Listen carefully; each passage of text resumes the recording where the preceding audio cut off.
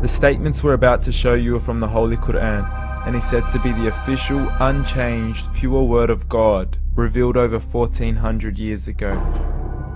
Claiming to be the word of God is a heavy statement, and without proof, or if a single contradiction is found within the book, the apparent word of God will be proven false. So without further ado, let's put the book to the test. In the 23rd chapter, titled The Believers, from the 12th to the 14th verses, God is said to give a detailed description of how the human being is formed. It begins by saying, "We then placed him as a sperm drop in a place of settlement, firmly fixed. Then we made the drop into a alaqa." We will translate this word very soon. "And then we changed the alaqa into a lump. Then we made out of that lump into bones. And then we clothed the bones with flesh. Then we caused him to grow and come into being and attain the definitive human form."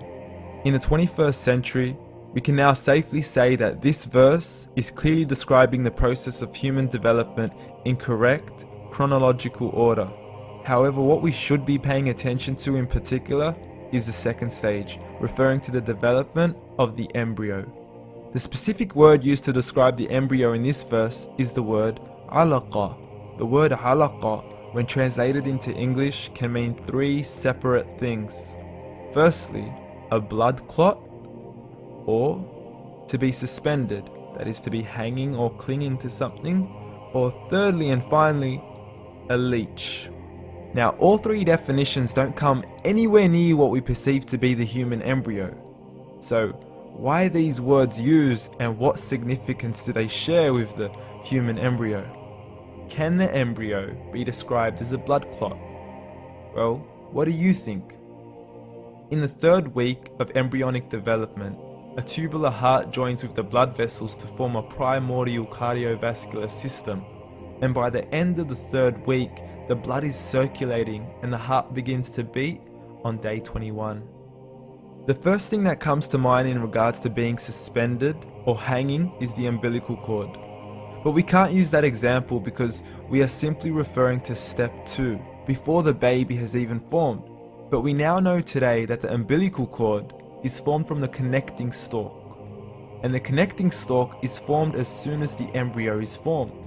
The embryo's connecting stalk has even been described by John Allen and Beverly Kramer as an object to suspend the developing embryo in the extra-embryonic column. So an embryo is suspended and does have a strong resemblance with the blood clot. What on earth would an embryo have to do with a leech? Figure A shows the structure of an embryo at 25 days. Figure B shows a leech. Now please note once again that the embryo in this stage is no greater than the size of a kernel of wheat. This is an X-ray of the embryo at 22 days. This is the internal structure of a leech. It's mind-blowing stuff, but you still haven't seen anything yet.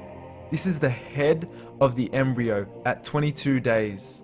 The detail you are seeing right now is absolutely impossible to be seen with the human eye and can only be seen with a microscope. This is the back end of a leech. There's no other words used to describe this other than mind-blowing. The pictures we have shown you are impossible to be seen with the human eye or even to be predicted by the human mind. Once again, the verses we have shown you were revealed over 1400 years ago to a man who couldn't read nor write. Are these the words of God? Descriptions of the human embryo in the Quran cannot be based on scientific knowledge in the 7th century. The only reasonable conclusion is that these descriptions were revealed to Muhammad from God, from God, from God, from God, from God.